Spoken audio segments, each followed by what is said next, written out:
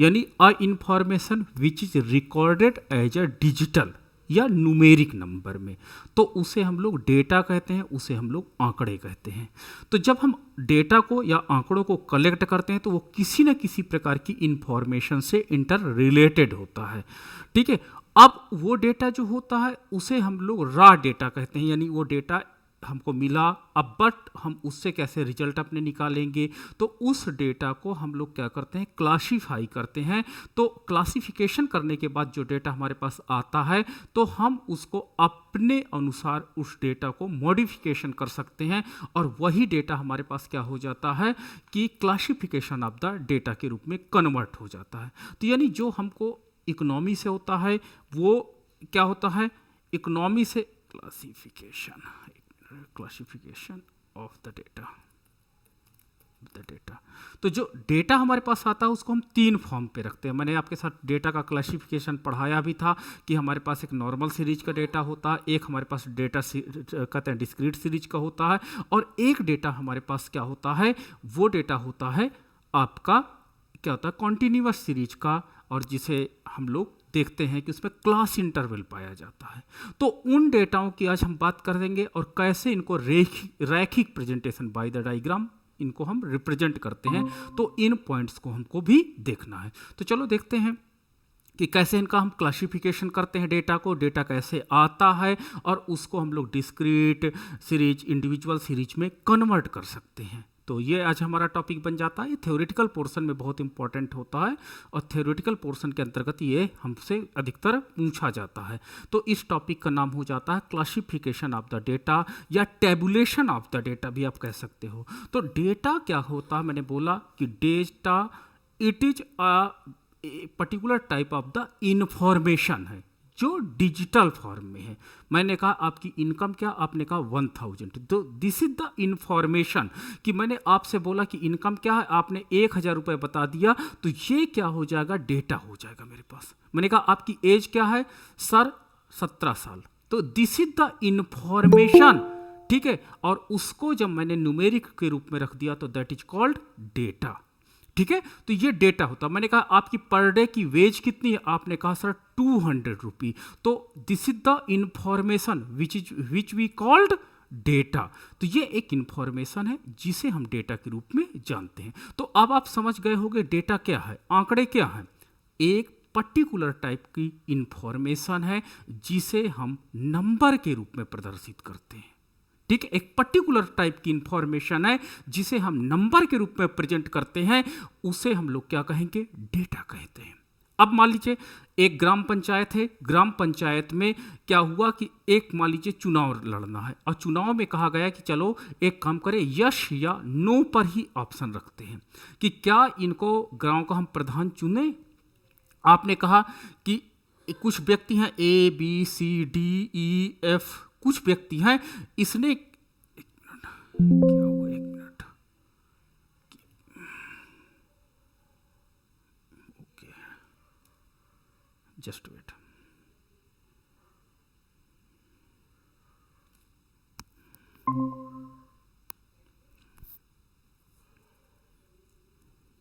हाँ just wait. हाँ तो देखो डेटा क्या होता है, एक हमने क्या बोला कि एक डिजिटल फॉर्मेट में इंफॉर्मेशन होती है। डिजिटल का मतलब न्यूमेरिक नंबर में।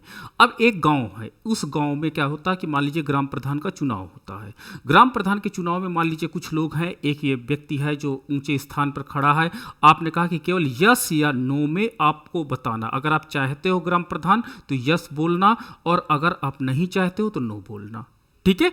अब देखो ये इंफॉर्मेशन क्या होती है, ये गुणात्मक तथ्य है, इसको हम क्या बोलेंगे, क्वालिटेटिव मेजरमेंट। बट ये डेटा नहीं है, ये डेटा नहीं है, दिस इज ओनली इंफॉर्मेशन। कि गांव के लोगों ने कहा यस हमको प्रधान चाहिए, कुछ लोगों ने कहा नहीं हमको नहीं चाहिए। अब अधिकतर आपने देखा होगा रामलीला जहां होती है वहां पे अध्यक्ष चुना जाता, तो इसी मेथड से चुना जाता, वहां वोटिंग तो होती नहीं है।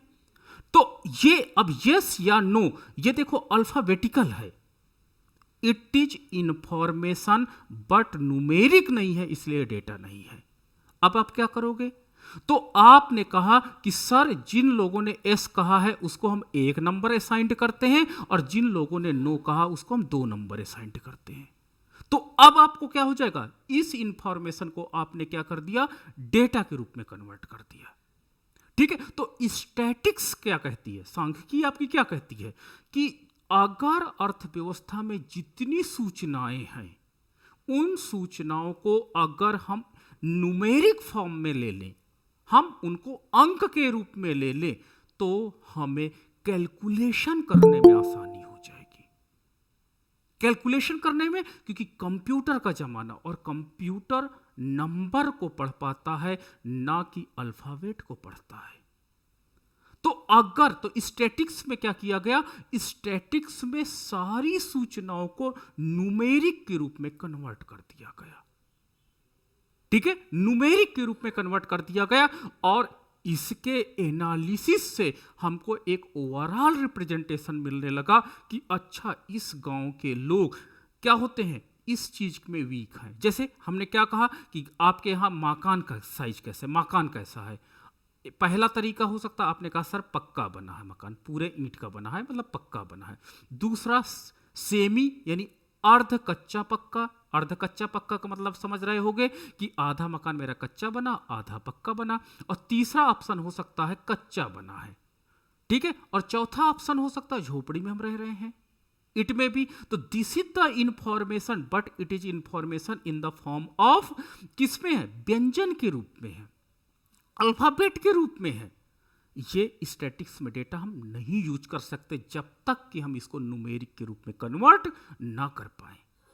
तो हमको क्या करना पड़ेगा, न्यूमेरिक, हम इसका ग्राफिकल रिप्रेजेंटेशन नहीं कर सकते हैं। हम ना तो इसका रेखा चित्र बना सकते हैं, इस डेटा का ना तो हम बहुलक निकाल सकते हैं, ना तो माध्यिका निकाल सकते हैं, जब तक कि द इंफॉर्मेशन कन्वर्ट नहीं हो जाती in the form of digital रूप में कन्वर्ट नहीं हो जाती। तो हमने क्या किया, पक्के मकान के लिए एक कोड दे दिया, अर्ध कच्चे मकान के लिए हमने 2 कोड दे दिया, कच्चे मकान के लिए 3 कोड दे दिया, और झोपड़ी के लिए हमने 4 कोड दे दिया।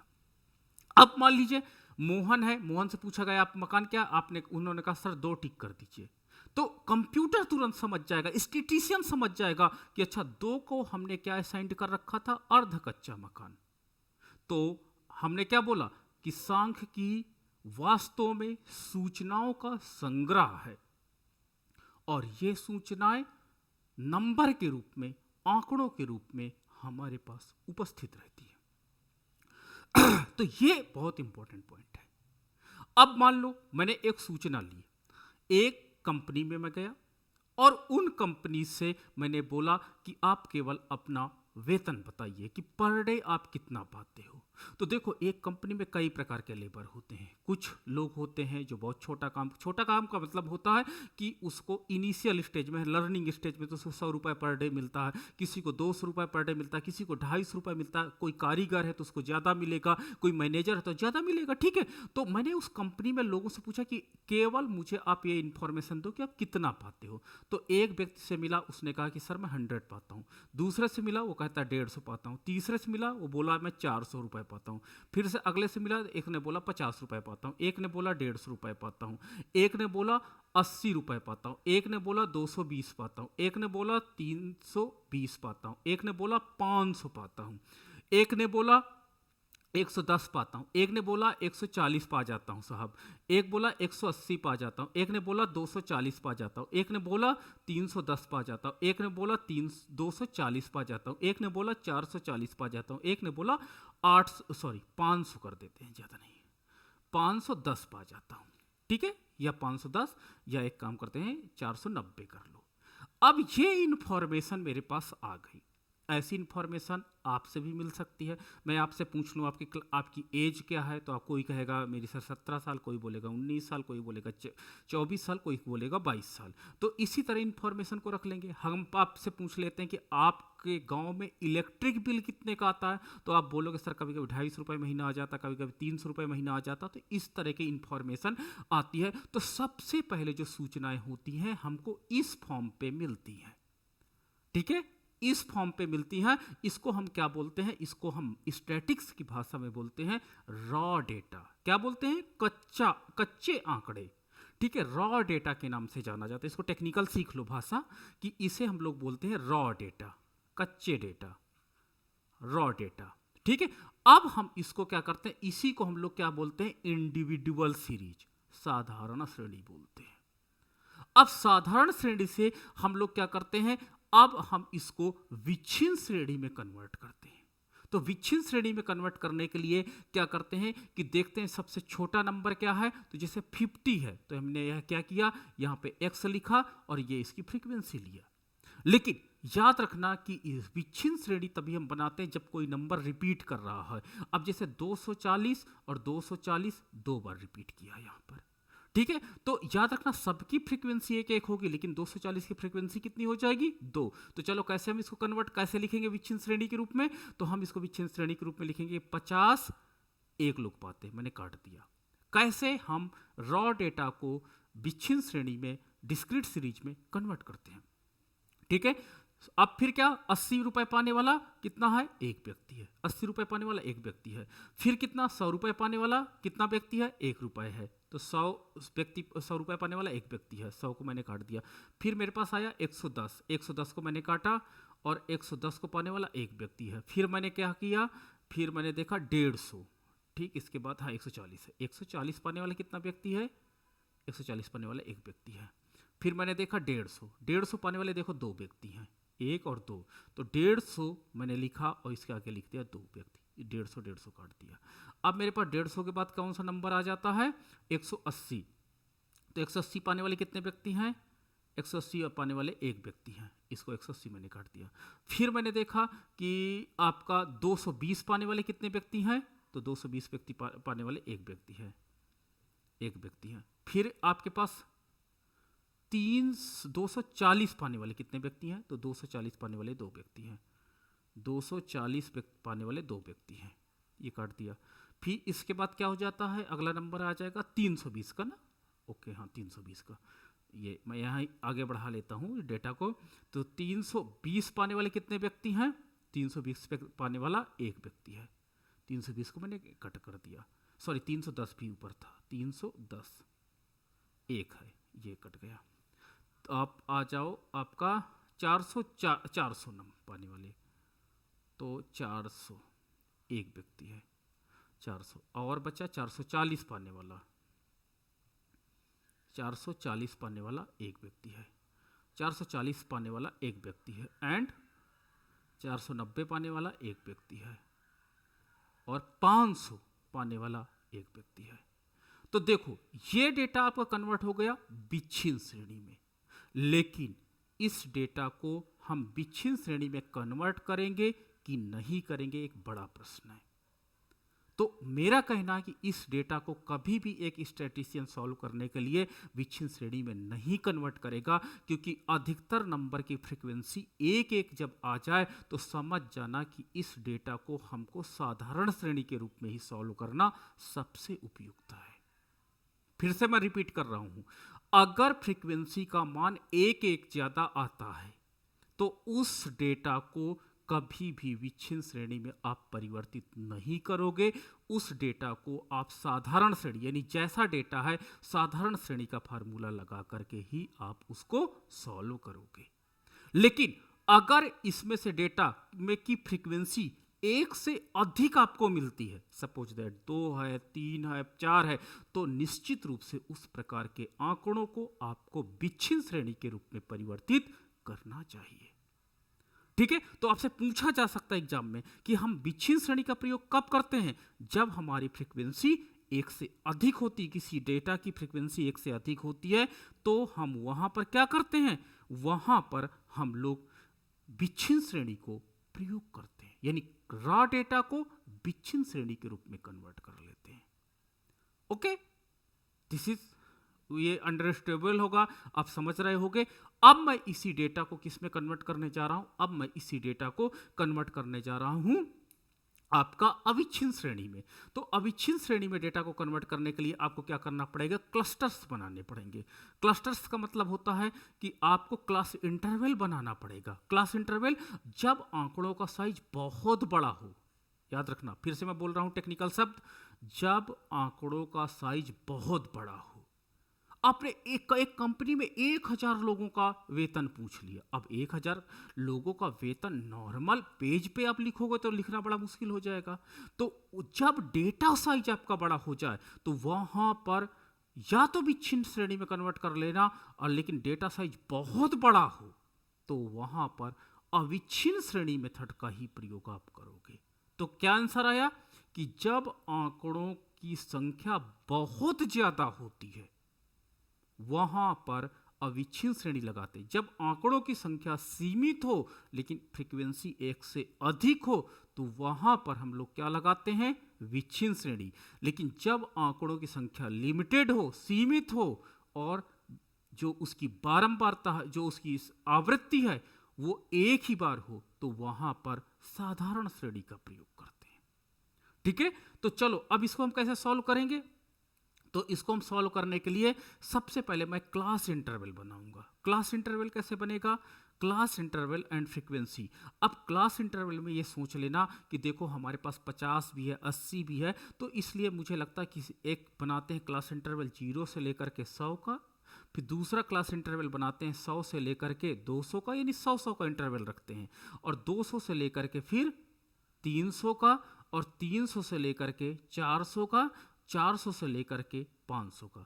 अब कोई लड़का बोल सकता है कि सर क्या 0 से लेकर 50 बना सकते हैं। यस यू कैन डू, आप बना सकते हो, बट थोड़ा सा बड़ा हो जाएगा। But your answer and my answer will be same.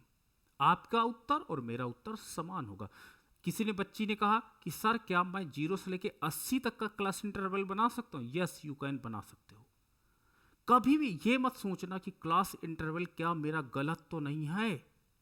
ये बच्चों में बड़ी समस्या होती है कि उनको लगता है कि मेरे द्वारा जो भी क्लास इंटरवल जनरेट किया गया है वो क्लास इंटरवल सरासर गलत है और इससे मेरा प्रश्न गलत हो जाएगा। नहीं, क्लास इंटरवल मेथड कभी गलत नहीं होता। अगर आप क्लास इंटरवल किसी का भी जनरेट कर लो, चाहे मैंने 100 का यहाँ जनरेट कर लिया या 500 का जनरेट कर लो, बट 500 वाले में एक ही रो में सब समाहित हो जाएगा। और इसी को डिफिकल्टीज को समाप्त करने के लिए हम लोग क्या करते हैं,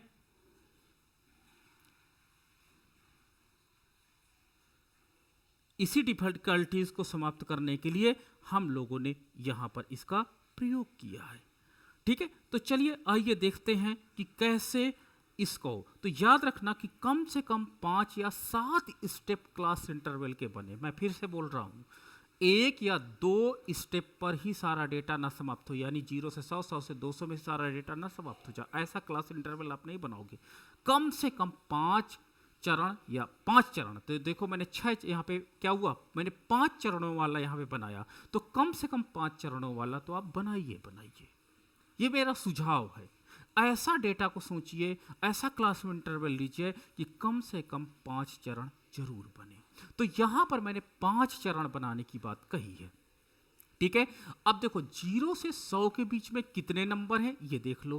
तो चलो 0 से 100 के बीच में कितने नंबर हैं, तो 0 से 100 के बीच में एक नंबर है, ये 50, 1, 80, 2। मुझे लगता है 0 से 100। और अगर आप 100 को पहले वाले में समाहित कर रहे हो तो दूसरे में नहीं समाहित करोगे। कहते हो कि नहीं सर 0 से लेके 100, तो 100 को मैं पहले वाले क्लस्टर में रखना चाहता हूं, तो आप दूसरे में नहीं रखोगे। एक रूल्स आप बनाओगे, अपने लिए एक रूल्स बनाओगे कि अगर 100 को आपने पहले क्लस्टर में समाहित कर दिया तो अगले क्लस्टर में आप नहीं समाहित करोगे, एक ही बार उसकी काउंटिंग होगी।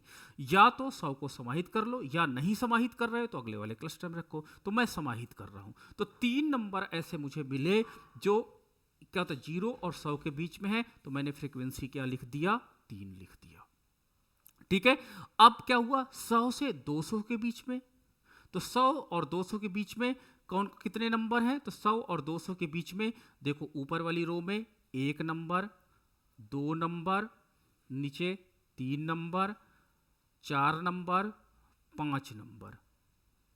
5 नंबर हैं, तो यानी फ्रीक्वेंसी क्या हो जाएगी, 5 हो जाएगी। ठीक है, अब हम क्या करते हैं, 200 से लेकर 300 तक के बीच में कितने हैं डेटा हैं, तो 200 से 300 के बीच में, तो ऊपर 200 के बीच में एक आपका 1, 2, 3 नंबर। 300 से 400 के बीच में, तो 300 से 400 के बीच में 400 खुद आ जाएगा, 1, 2 2 नंबर और 3 3। फिर बचा कौन सा लास्ट क्लस्टर बचा, यानी जो नंबर बचेंगे 1 2 3, 3 नंबर और बचे, तो 3 को हमने ऐड कर दिया।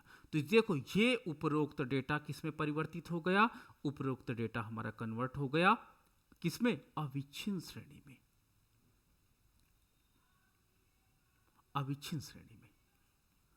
ठीक है, तो मैंने देखो पहला डेटा जैसा रॉ डेटा आता है, रॉ डेटा यानी जो डेटा हम कलेक्ट करते हैं, डेटा इंफॉर्मेशन को आंकड़ों के रूप में हम संबद्धीकरण करते हैं, उन डेटा को जब हम एज इट इज रख देते हैं तो वो डेटा सामान्य श्रेणी का डेटा कहलाता है। ठीक है, तो इसमें कुछ पॉइंट है मैं आपको बताऊं कि पहला आपका होता है कि जो साधारण श्रेणी का प्रयोग होता है, साधारण श्रेणी का प्रयोग हरदम जब आंकड़ों का साइज छोटा हो, आंकड़ों का साइज छोटा हो, मतलब हमने 10 लोगों का सर्वे किया, 20 लोगों का से डेटा कलेक्ट किया, यानी जो आपके काउंटेबल हों, 20 30 40 तक तो हो सकता, लेकिन 100 का डेटा मतलब काउंट करते करते इंसान पागल हो जाए, ठीक है, कहीं मिस्टेक हो जाए। तो जब आंकड़ों का साइज कम हो तो साधारण श्रेणी फार्मूला लगाएंगे। दूसरा, जब आंकड़ों की आवृत्ति क्या हो, एक हो, अगर आंकड़ों की आवृत्ति एक ही एक आ रही, एक हो, तो हम कौन सा फार्मूला लगाएंगे, साधारण श्रेणी का। ठीक है, यानी उस प्रकार का डेटा आप कभी भी विच्छिन्न श्रेणी और अविच्छिन्न श्रेणी में परिवर्तित करने का प्रयास मत करना। ठीक है, दूसरा पॉइंट आ जाता विच्छिन्न श्रेणी।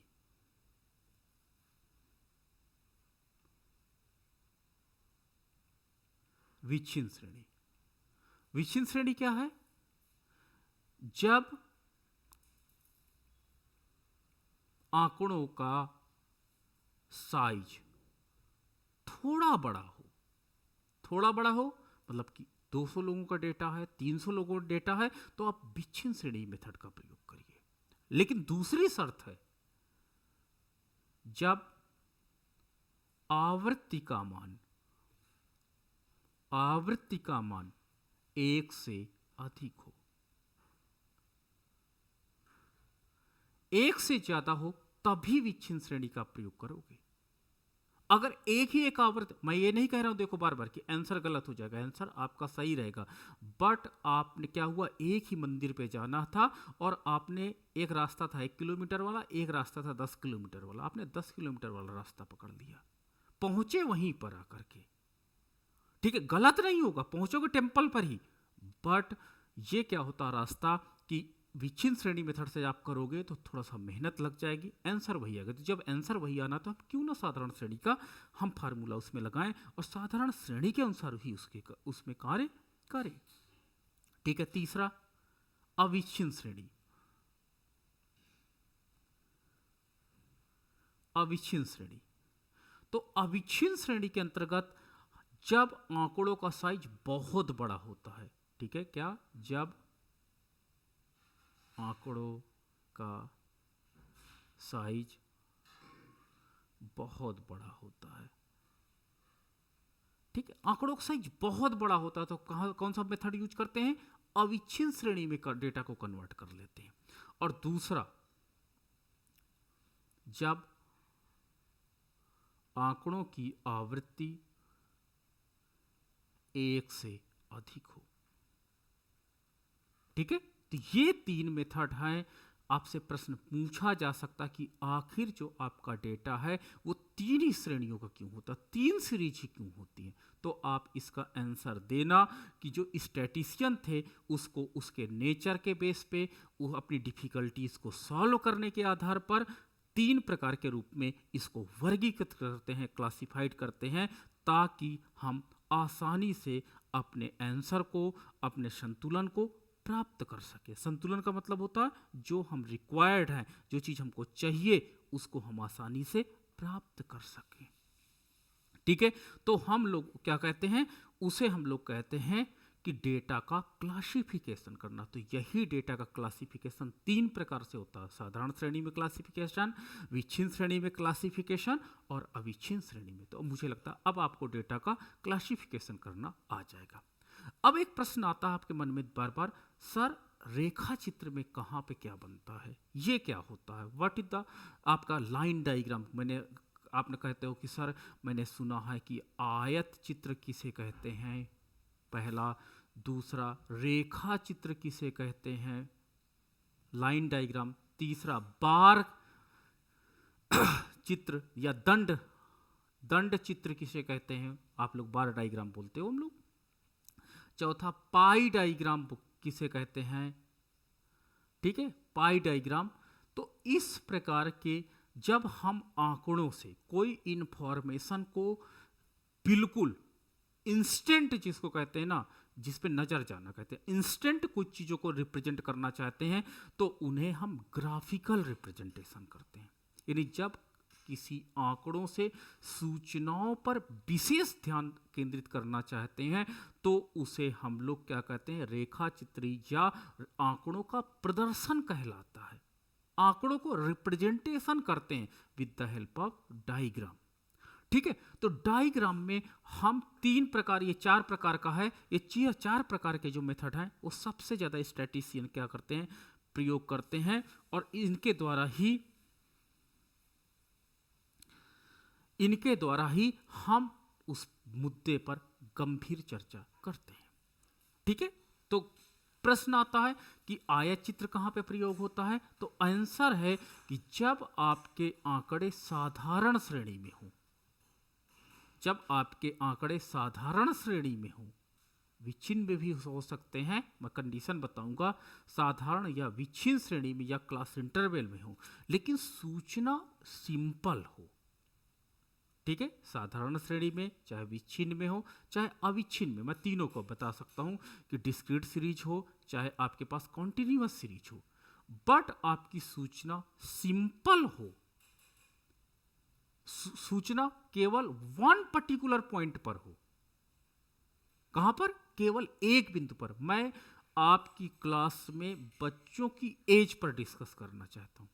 दूसरा, मैं बच्चों के जेंडर पर डिस्कस करना चाहता हूं, कितनी मेल है कितने फीमेल है, यानी एक मुद्दा लिया। तो जब आपकी प्रॉब्लम में एक प्रॉब्लम हो, एक आपका ऑब्जेक्टिव हो, तो वहां पर आप आयत चित्र का प्रयोग करोगे, ठीक है।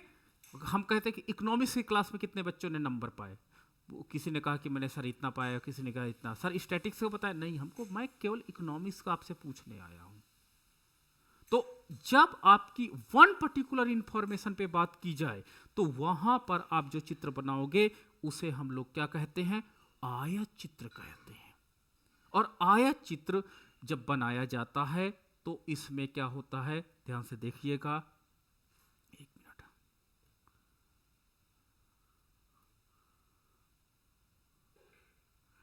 आयत चित्र के अंतर्गत आधार अक्ष है आपका और ये आपका लंब अक्ष है, ठीक है।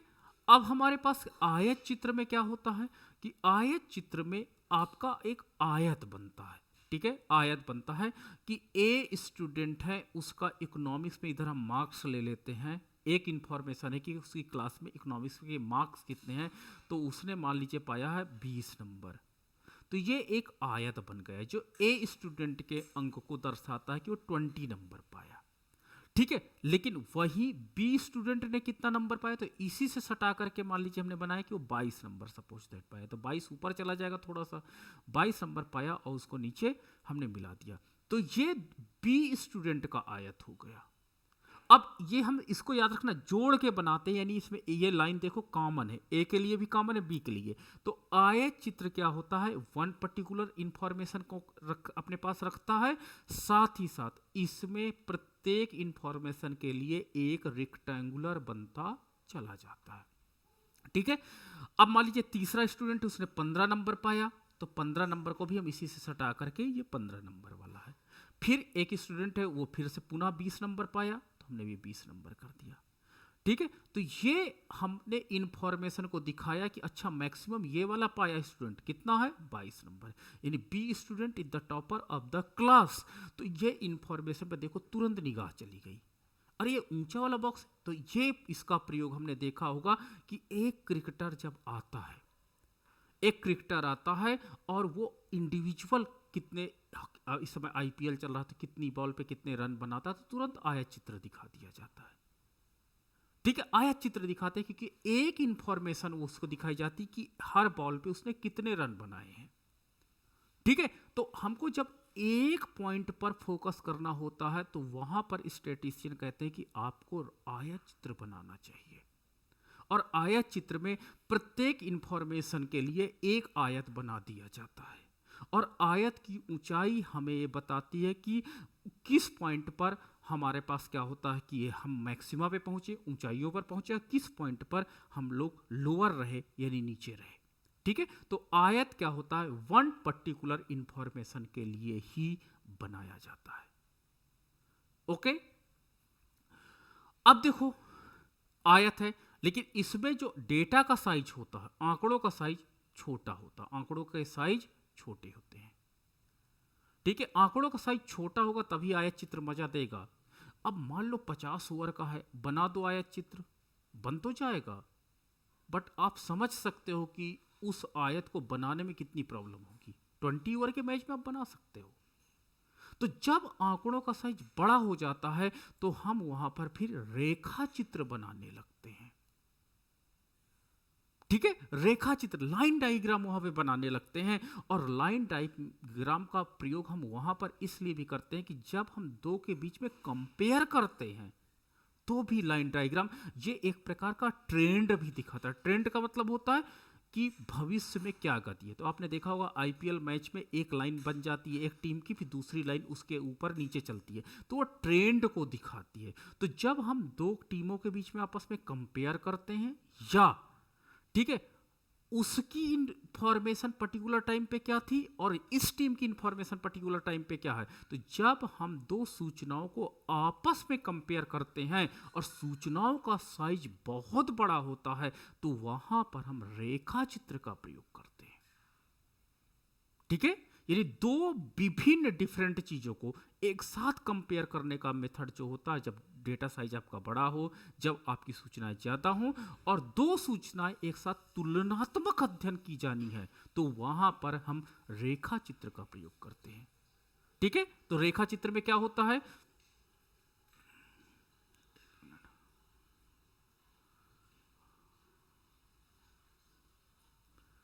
इसमें कम से कम दो लोगों के बीच में कंपेयर होता है। मैंने क्या बोला, तो कम से कम दो लोगों के बीच में कंपेयर होता है और डेटा का साइज बड़ा होता है, तब हम रेखा चित्र का यूज करेंगे। इसको बोलते हैं इंग्लिश में लाइन डायग्राम। लाइन डायग्राम यानी इंफॉर्मेशन कम से कम दो हो और साइज इंफॉर्मेशन का बड़ा हो। अगर इंफॉर्मेशन सिंगल है तो आप रेक्टेंगुलर या आयत चित्र का प्रयोग करोगे। ठीक है, लेकिन साइज का बड़ा है, तो जैसे मैंने क्या किया कि ऊपर मैंने क्या किया, एक टीम के क्या होते हैं रन, पर ओवर रन है, पर ओवर रन है। ठीक है, ए टीम के बी टीम के, तो मान लीजिए ए टीम ने क्या किया, यहां से स्टार्ट करते क्योंकि जीरो जब ओवर है तो जीरो से लेकर के मैंने मान लीजिए 20 ओवर का मैच है, तो मैंने क्या किया, कुछ ऐसा बनाया, ऐसा ऐसा करके ऐसे ऐसे ऐसे ऐसे करके ये बना दिया। ठीक है, देखो ये आपका लाइन डायग्राम है। ठीक है, लाइन डायग्राम ये बताता है कि जैसे जैसे ओवर बढ़ते गए टोटल रन क्या होते हैं टीम के बढ़ते गए, और बढ़ने के बाद कहीं बढ़ने की स्पीड ज़्यादा रही कहीं कम, इसलिए लाइन टेढ़ी मेढ़ी रही। वही दूसरा टीम अब खेल रही है, दूसरी टीम क्या करती है, स्टार्ट तो यहीं से होगी, वो भी जीरो से स्टार्ट करेगी अपने आप को। अब क्या होती है, यही लाइन के ऊपर लाइन चलती है, तो मतलब होता है कि हम कहते हैं कि टीम दोनों बराबरी पे चल रही हैं। जहां पर लाइन के ऊपर लाइन रहती है हम क्या कहते हैं, टीम बराबरी पर। यानी ये कंपैरेटिव स्टडी क्या बताती है, ये ग्राफ हमें ये बताता है कि टीम दोनों बढ़िया परफॉर्मेंस कर रही है। लेकिन अगर ये लाइन ऊपर चली गई तो हम क्या कहेंगे कि जो दूसरी टीम खेल रही है वो बहुत अच्छा प्रदर्शन कर रही है। तो देखो कंपैरेटिव स्टडी में बड़ा हेल्पफुल हो गई, कंपैरेटिव स्टडी में बड़ा हेल्पफुल हो गई।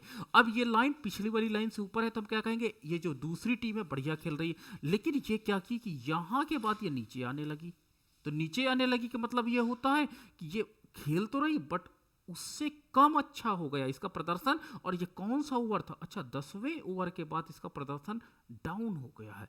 तो जब सूचनाएं हमारे पास ज्यादा हों और उन सूचनाओं के माध्यम से दो के मध्य हम लोग क्या करते हैं? तुलनात्मक स्टडी करते हैं। तो वहां पर हम जो डायग्राम बनाते हैं उसे हम डायग्राम को हम लोग क्या कहेंगे? वहां पर हम लाइन डायग्राम बनाएंगे, वहां पर रेखा चित्र का निर्माण करते हैं। और रेखा चित्र में दो अलग अलग कलर ये बताते हैं कि दो अलग अलग आइडेंटिटीज हैं, दो अलग अलग चीजें हैं जिनके बीच में तुलनात्मक अध्ययन किया जा रहा है। 3 भी हो सकती हैं, 4 भी, मिनिमम 2 होती हैं यहां पर। ठीक है, एक खेत में हम गेहूं भी बोते हैं, उसमें सरसों भी बो देते हैं, आपने देखा होगा। एक खेत में कितनी उत्पादकता हुई? सरसों का ये डायग्राम है, चने का ये है, इसका ये है। तो सारे डायग्राम को हम इसमें लाइन डायग्राम से कंपैरेटिव कर सकते हैं कि उसी खेत की उत्पादकता अन्य क्या होता है। या एक क्लास है, ठीक है, मेल का रिस्पॉन्स क्या है, फीमेल का क्या है, फिर हम कैटेगरी कॉस्ट बेस पे कर सकते हैं क्लासिफिकेशन। जनरल कैटेगरी का बच्चा कितना पाया, ओबीसी कितना पाया, एससी का कितना पाया। तो लाइन डायग्राम के द्वारा एक ही पृष्ठभूमि पर अलग अलग छात्रों के परफॉर्मेंस की भी स्टडी आसानी से की जा सकती है। ठीक है, चलो ये हो गया। तीसरा हमारे पास हो जाता है दंड चित्र।